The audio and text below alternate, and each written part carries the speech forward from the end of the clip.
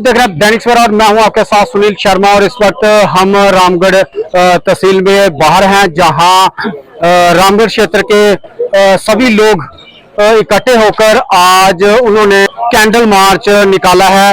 ये candle march उन लोगों के लिए है जो कल आतंकियों द्वारा एक कायराना हरकत की गई थी, जिसमें कई मासूमों की जान ली है। उन मासूमों को सच्ची श्रद्धांजलि देने के लिए ये कैंडल मार्च आज रामगढ़ बाजार से होते हुए रामगढ़ तहसील में इसके जो समापन किया गया है। और इस कैंडल मार्च का एक ही उद्देश्य है कि उन निर्दोष लोगों की जिनकी जान गई है उनको श्रद्धांजलि है। इस कैंडल मार्च में यहाँ के जो विधानसभा क्षेत्र रामगढ़ के विधायक है डॉक्टर देवेंद्र कुमार मल्याल जी, वो भी शामिल हुए। साथ में ही डीडीसी अध्यक्ष केशव दत्त शर्मा जी, साथ में कई अन्य लोग भी भाजपा के कार्यकर्ता शामिल हैं।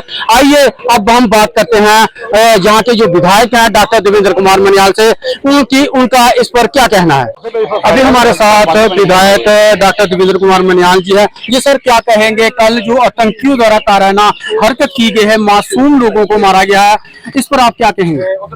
कल जम्मू कश्मीर के हमारे पहलगाम में बाहर से आए हुए सैलानी, मासूम, निर्दोष और निहत्थे सैलानियों पर कल एक बड़ा ही कायराना और एक इनह्यूमन जो है प्रहार हुआ। और पाकिस्तान के द्वारा ट्रेंड, पाकिस्तान के द्वारा स्पॉन्सर्ड मिलिटेंट्स ने वहां पर मौजूद सभी सैलानियों में से माताओं बहनों को अलग किया, बच्चों को अलग किया, पुरुषों को अलग किया। पुरुषों का नाम पूछा, उनका धर्म पूछा और उसके बाद उनको गोली मारी गई, क्योंकि वो लगभग सभी जो सैलानी थे वो हिंदू थे। और जब उन्होंने अपना नाम बताया, अपना धर्म बताया, तो जो हिंदू नाम से थे, हिंदू धर्म के थे, उनको निशाना बनाया और महिलाओं को ये कह के कहा कि हम आपको नहीं मारेंगे, आप जाके प्रधानमंत्री जी को संदेशा दे कि पाकिस्तान के जो मिलिटेंट आए थे उन्होंने इस तरह से ये काम किया है। मैं समझता हूं कि प्रधानमंत्री मोदी जी और हमारे आदरणीय गृह मंत्री जी कल आप देखा आपने 7:30 बजे कल गृह मंत्री कश्मीर पहुंच गए थे। आज प्रधानमंत्री मोदी मिडनाइट में सऊदी अरब से वापस आ गए, अपना दौरा बीच में छोड़ के। अब हमें पूरी उम्मीद है प्रधानमंत्री से कि पीछे भी कुछ अपनी प्रेजेंस को दिखाने के लिए मिलिटेंट्स ऐसे हाथ से किए थे, लेकिन उनको मुंह की खानी पड़ी थी। आज फिर से हमें पूरी उम्मीद है आदरणीय प्रधानमंत्री और गृह मंत्री जी एक कड़ा फैसला लेकर इसका मुंह तोड़ जवाब देंगे। ईंट का जवाब जो है वो पत्थर से देंगे। कहीं ना कहीं पाकिस्तान को एक बार फिर सबक सिखाने की जरूरत है। बेशर्म और बिल्कुल एक ढीठ एक देश है जिसको बार बार सर्जिकल स्ट्राइक होने के बावजूद इनको शर्म नहीं आती। आज बलोचिस्तान उसके हाथ से निकल रहा है। आज पीओजेके के लोग हैं वो भारत के साथ मिलना चाहते हैं। अपने देश में भुखमरी है, उनके लोगों को 2 वक्त का खाना खाने के पैसे नहीं है, उसके बावजूद भी दूसरे देशों में वो डिस्टर्बेंस क्रिएट करने की कोशिश करता है। कहीं ना कहीं इसमें कुछ और लोग देश भी शामिल हैं जो पाकिस्तान को स्पॉन्सर करते हैं। पाकिस्तान फिर मिलिटेंसी को स्पॉन्सर करता है।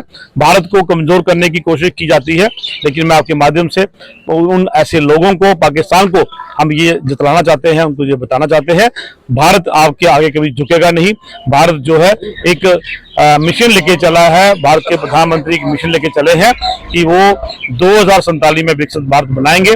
ऐसी हरकतें पाकिस्तान करता रहेगा, लेकिन हम उनको मुंह तोड़ जवाब देंगे। हमारी सिक्योरिटी फोर्सेस, हमारे आर्मी के लोग, हमारे बीएसएफ के लोग सक्षम है कहीं ना कहीं इस मिलिटेंसी का जवाब जो है वो दे रहे हैं और आगे भी देते रहेंगे। सर, अगर देखा जाए तो कश्मीर में अभी पर्यटन काफी बढ़े हुए थे, क्या एक साजिश के तहत ये काम हुआ है।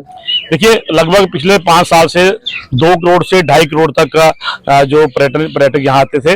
और इस बार असेंबली के अंदर क्योंकि आदरणीय मुख्यमंत्री खुद ये डिपार्टमेंट देखते हैं टूरिज्म, उन्होंने बताया कि 2 करोड़ 75 लाख टूरिस्ट जो है वो पिछले साल 2025 मार्च तक जो है वो जम्मू कश्मीर में आया था। कहीं ना कहीं वो जो पैसा है, वो जो इकॉनमी है, वो पैसा खर्च होता है श्रीनगर के अंदर और लोगों की एक जो लिविंग स्टैंडर्ड है वो बढ़ता है। चाहे वो शिकारा वाला है, चाहे वो टैक्सी वाला है, ऑटो वाला है, चाय वाला है, होटल वाला है। आज कहीं ना कहीं एक साजिश के तहत उन लोगों की रोजी रोटी पे प्रहार किया है। अब आपने देखा कल, आज और पिछले कल पूरा श्रीनगर बंद रहा और वहां का चाहे हिंदू था चाहे मुस्लिम था, उन्होंने प्रोटेस्ट किया। कल शाम को उन्होंने कैंडल मार्च किया और शरेआम उन्होंने पाकिस्तान को चेतावनी दी कि पिछले 10 साल से हम बड़े सुकून से शांति से रह रहे थे, आपने हमारी शांति भंग करने की कोशिश की है। शांति भंग नहीं कर सकता पाकिस्तान, वो हम यकीन दिलाएंगे, लेकिन वो ऐसी कोशिशें कर रहा है और हमारे गरीबों की रोजी रोटी में जो है उसने नुकसान किया है। मैं समझता हूँ आज पूरा कश्मीर ही नहीं, पूरा वर्ल्ड जो है वो पाकिस्तान के खिलाफ है।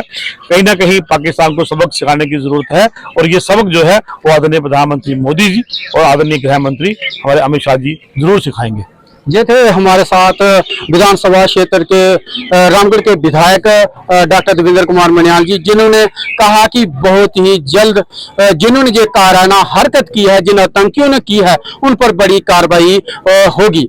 देखते रहिए दैनिक सवेरा सुनील शर्मा के साथ। हटाया गया था और हटाने के बाद जिस तरीके से यहाँ पे जो डेवलपमेंट के काम चल रहे हैं, जिस तरीके से जो जम्मू कश्मीर खुशहाली की तरफ आगे बढ़ रहा है, जिस तरीके से यहाँ के जो युवाओं को पहले गुमराह करके उनके हाथ में बंदूकें और पत्थर थमाए गए थे, लेकिन जब से ये 370 टूटा उसके बाद जो है यहाँ का युवा जिस तरीके से पेन और कॉपी लेके आगे पढ़ रहा था और जिस तरीके से उनके हाथ में लैपटॉप आए, कहीं ना कहीं ये जो पाकिस्तान है इसकी पेट में दर्द हो रहा था, उसके पेट में दर्द हो रहा था कि ये जो जम्मू कश्मीर का युवा है ये क्यों पेन और कॉपी उठा रहा है, ये क्यों लैपटॉप चला रहा है, ये क्यों आगे जो बढ़ रहे हैं और क्यों नौकरियां कर रहे हैं और ये जम्मू कश्मीर एकजुट क्यों हो रहा है। उसी को देखते हुए पाकिस्तान ने जो आज जो ये एक कायराना हरकत जो कल की है और जो हमारे 28 निहत्थे लोगों के ऊपर जो गोलियां चलाई हैं, मैं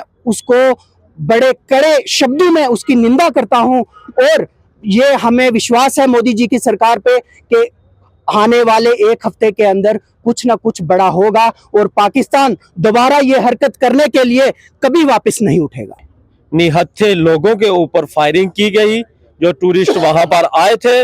आज हमारे यहाँ बाबा साहब भीमराव अंबेडकर पार्क में उसी के उपलक्ष्य में हमें जो भी वहां पर मारे गए हैं उनको श्रद्धांजलि देने के लिए हम यहाँ पर इकट्ठे हुए हैं और हम ये माननीय प्रधानमंत्री जी को ये कहना चाहते हैं कि हम सब पूरा हिंदुस्तान एकजुट है, आप पाकिस्तान के खिलाफ कार्रवाई कीजिए।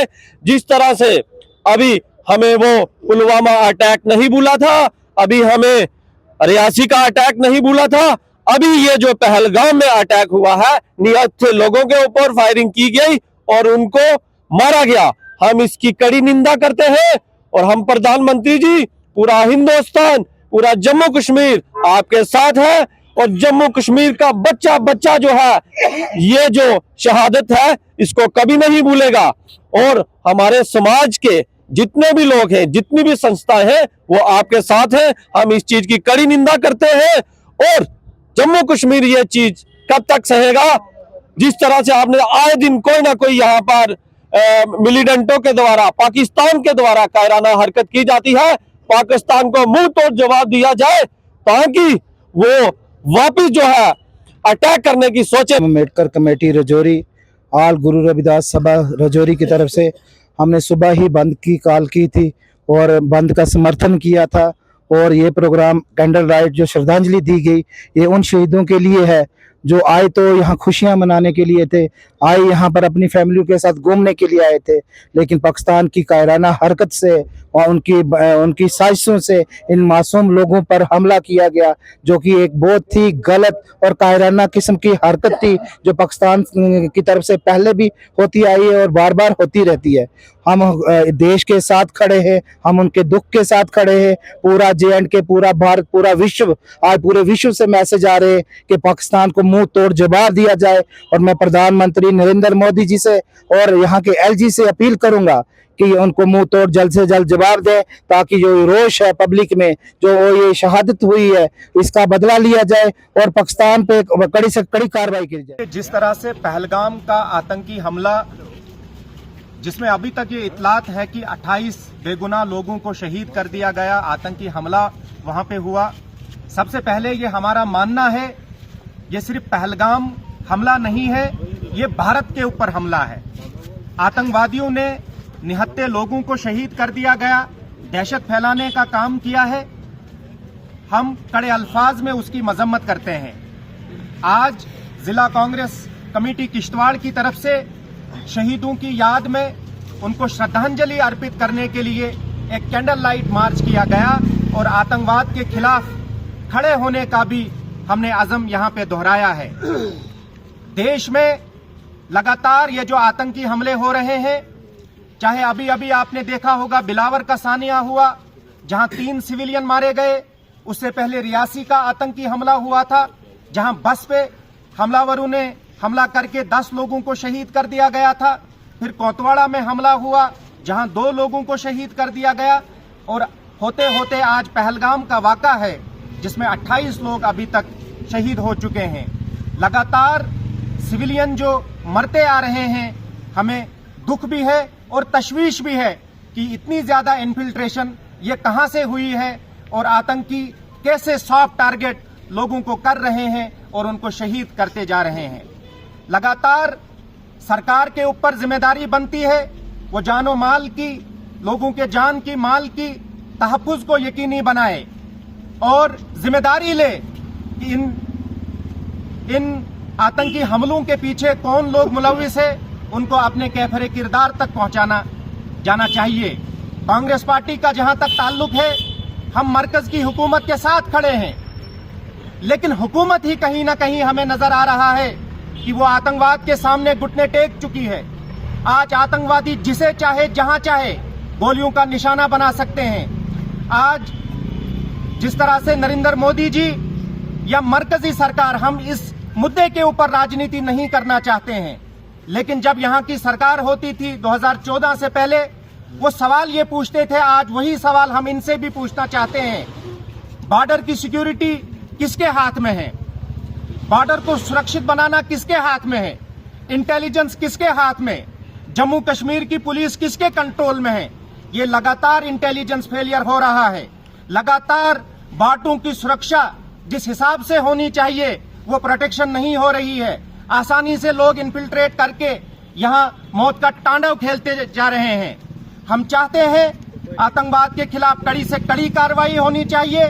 जो लोग इसमें शहीद हुए हैं, हम उनके परिवारजनों के साथ इस दुख की घड़ी में शामिल है और जो जख्मी हुए हैं, हमारी दुआ है ऊपर वाले से, भगवान से, वो जल्द से जल्द सेहतियाब होकर फिर अपने परिवारजनों में वापस जाए। आपका बहुत बहुत शुक्रिया। तो मैं उन तमाम शहदाओं को खराज अक़ीदत पेश करता हूँ जिनकी वहाँ पर कीमती जानें सल्ब हुई हैं।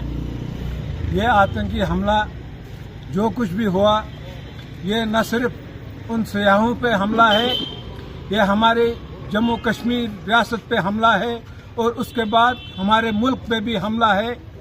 इसकी जिम्मेवारी मैं जहाँ तक समझता हूँ कि हमारे मुल्क के होम मिनिस्टर को लेनी चाहिए।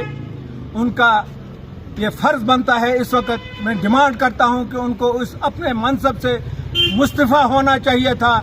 जिनकी लैब्स की वजह से, जिनकी ज़ेर निगरानी इस वक्त तमाम एजेंसियाँ, तमाम सिक्योरिटीज़ हैं और ये सिक्योरिटी लैब्स हो सकता है, उनकी जवाबदेही बनती है। उनको जवाब देना चाहिए आवाम को कि इस पुरअमन फिजा को किस तरह से किन लोगों ने बिगाड़ने की कोशिश की।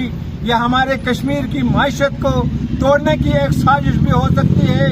हमारी भाईचारे की मिसाल जो कश्मीर माना जाता है, हमारी मेहमान नवाजी के लिए उस पर चोट की गई है, उसको जख्म पहुंचाने की कोशिश की गई है, या उसका कत्ल किया गया है। ये इंसानियत का कत्ल हुआ है। मैं पुरजोर अल्फाज में इस चीज़ की मजम्मत करता हूँ। ये जितनी भी इसकी मजम्मत की जाए वो कम है। कश्मीर में जो है हमारे मेहमानों पर जो हमला किया गया, इसकी हम कड़ी अल्फाजों में मजम्मत करते हैं। आज हम ये बात कर ही नहीं सकते हैं, हमारी आंखों में ऐसे आंसू हैं, हम रोने को दिल करता है, लेकिन क्या करें। कब तक हम ये सहते रहेंगे कि जम्मू कश्मीर में जो भी हम, पहले तो हम यहीं महफूज नहीं हैं और जो बाहर से हमारे मेहमान जो आते हैं उनका ये हाल करना ये काबिल मजम्मत है। हम कब तक एक सहते रहेंगे। आज हम डिमांड करते हैं कि अमित शाह को जिम्मेदारी लेनी पड़ेगी, क्योंकि वो जम्मू कश्मीर की जो फोर्सेस हैं, चाहे इंटरनल हो या आउटर हो, वो इन पर सबको ध्यान देना चाहिए। लिहाजा मैं कहना चाहता हूँ अमित शाह को, कहाँ गई आपकी एजेंसियाँ कहाँ थे वो लोग, कहाँ से आते हैं ये लोग और कौन कराता है। मैं फिर यही कहूँगा कि अमित शाह को जिम्मेदारी लेनी चाहिए और उसको अपना इस्तीफा देना चाहिए, या तो फिर लोगों की सुरक्षा के लिए उसको कड़े कदम उठाने पड़ेंगे।